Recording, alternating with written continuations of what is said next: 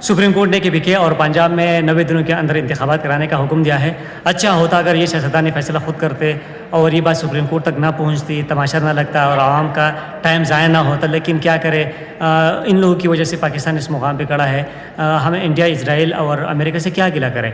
हमें तो अपनों ने लूटा, गैरों में कहाँ दम था। हमारी कश्ती वहाँ डूबी जहाँ पानी कम था। तो एक डिफाइनिंग मोमेंट है पाकिस्तान के लिए। और इसलिए जो हम हक़ी आज़ादी की बात करते हैं, तब्दीली की बात करते हैं, तो हम आइन और कानून के दायरे के अंदर रहते हुए और अपनी तमाम तर सलाहियतों को बरौकार लाकर इंशाल्लाह हम उनसे हक़ी आज़ादी लेंगे, बल्कि छीनेंगे, क्योंकि आज़ादी मुफ्त में नहीं मिलती। तो इसी वजह से हमें चाहिए कि हम अपने अज़ीज़ व अक़ारिबों को कन्विंस करें और हक़ी आज़ादी लेने में उनकी सलाहियत से हम मुस्तफ़ीद हो जाए।